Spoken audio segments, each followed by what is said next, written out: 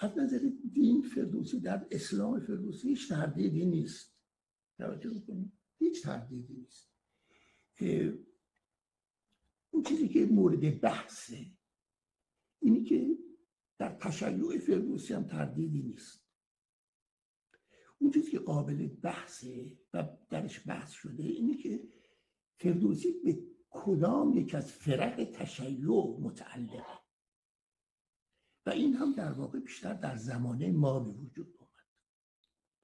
و اولین کسی که در این زمینه عقیده‌ای غیر سنتی ابراز کرد مرحوم محمود خان شیرانی بود، یک پاکستانی که زبان اردو یک 4 مقاله نوشته. خیلی شاهنامه شناس بزرگی بود، ولی در 2 مقالش یکی مربوط به سلطان محمود و فردوسی است و یکی راجع به مصرف فردوسی است، کمی از حقیقت دور رفته. و این گفت فردوسی شیعه زیدی بوده. توجه کنید، و این شیعه زیدی بودن بر اساس 4 بیت الحاقی در دیباچه شاهنامه است که خورشید بعد از رسولان مهر الی آخر، که اینا نه به خاطر اینکه ما بگیم اول فرض کنیم که فردوسی شیعه زیدی نبوده و بعد بگیم به این دلیل اینا الحاقه، بلکه به دلیل لغوی و سبکی اینا الحاقیه. اینا رو وصله کردن به سخن شاعر که در بعضی نسخه ها نیست، در بعضی نسخه ها هست. برای نمونه کلمه بعد شما 3 تا جمله اینجا صحبت بکنید، یه بار کلمه بعد رو به کار میبرید.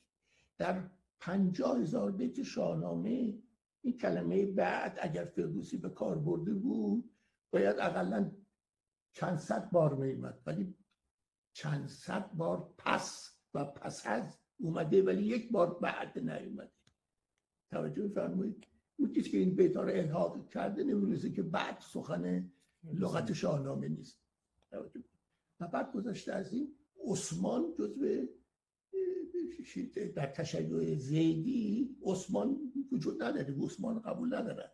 توجه فرمایید؟ و این یک اهل تسنن بوده و چون فردوسی عمر و عثمان و ابوبکر رو برد نکرد بوده اینا رو سروده و وارد کرد.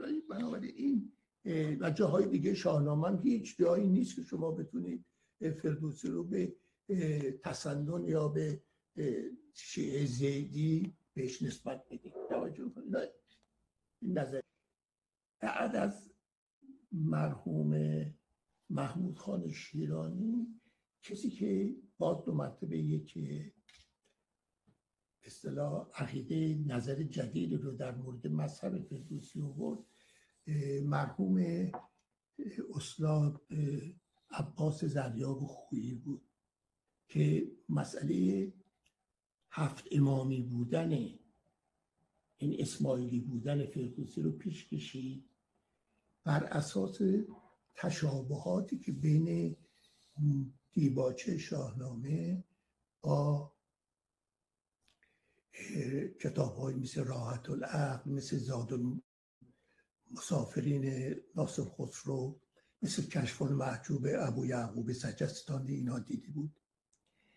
ولی و بعد نتیجه گرفت که بعضی از این بیت‌ها مثل خداوند نام و خداوند جای، خداوند روزیده، رهنمای، اینها الحاقه چند بیت، در حالی که اصلا نمیشه این بیت‌ها رو الحاقه گفت. یعنی هر جایی که به خداوند صفاتی به فردوسی به خداوند فردوسی به خداوند صفاتی نسبت داده اینا الحاقی. توجه میکنی؟ خب حالا ما این چند بیتم که به هیچ وجه نمیتونیم الحاقی تشخیص بدیم چون همه نسخه های ابیاتو دارن و نسخه بدل هم در واقع نداره. حالا ممکنه یه واو عطفی زیاد و کم داشته باشه. خب حالا اینا رو ما الحاقی در شاهنامه پره، جاهایی که خداوند دانا و بینا و توانا و که بخشنده و هست. بنابراین این نظر به هیچ وجه درست نیست. این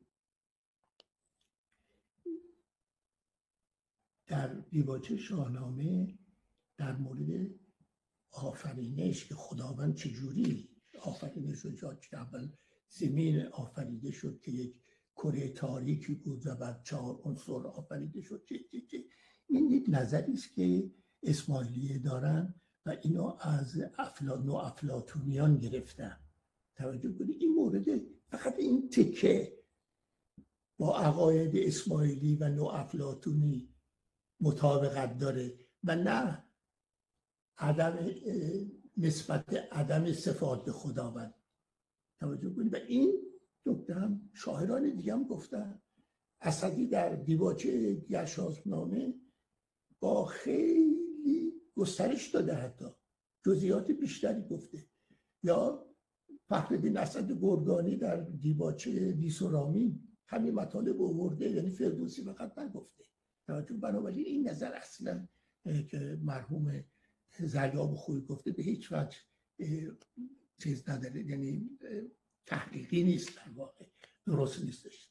برای باقی میمونه این که فردوسی از فرق تشیع به 12 امامی یا اثناعشری بوده و اون چیزی که تأیید میکنه، البته به طور نسبی تأیید میکنه، یکی این که شهر طوس مثل شهر سبزوار، مثل قم، اینا از قدیم الایام بیشتر اهالیشون شیعه 12 امامی بودن.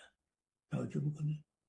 و دیگر این که خاندان ابو منصور عبدالرزاق شیعه 12 امامی بودن و در اون زمانها قاعدتاً این اعتقاد، این ارادتی که فردوسی در دیباچه شاهنامه به این خاندان نشون میده بدون همسانه مذهب طراقه نبوده. البته نمیخوام بگم 100%، ولی یک تأییدی است.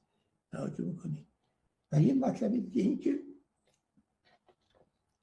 نظامی عروضی از قول سلطان محمود فردوسی رو رافضی میگه و این نسبت رو به شیعیان 12 امامی میدادن، به اثناعشری میدادن، در حالی که شیعیان 7 امامی رو به نسبت رافضی نمیدادن. توجه میکنی؟ اونا رو نام دیگه براشون بگفتن. اینها همه نشون میده که این شیعه 12 امامی بوده. یه نکته دیگر هم عرض کنم.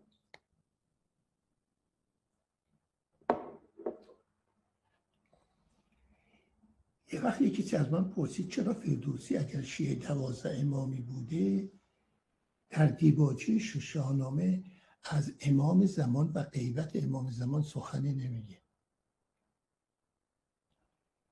ببینید غیبت، تاریخی که برای غیبت کبرا تعیین میکنن تا اونجا که من یاد دارم 329 هجریه. 329 هجری درست سال تولد فردوسیه. توجه کنید. یعنی غیبت کبرا 329، تولد فردوسی هم 329. یعنی موضوع امام زمان و غیبت کبرا در زمان فردوسی هنوز موضوع نبوده. توجه کنید. هنوز زود بوده که موضوع واقع بشه. حالا البته اهل فن باید در این مورد نظر بدن، اون چیزی که به عقل من میرسه. توجه کنید. بنابراین ما وقتی از تشیع فردوسی صحبت میکنیم اصولا بهتر همون لفظ خودشو به کار ببریم، اهل بیت نبی. توجه کنید. یعنی پایان اینجا به عنوان 12 امام و اینا نمیذاره، اهل بیت نبی، ادامه تا پایان.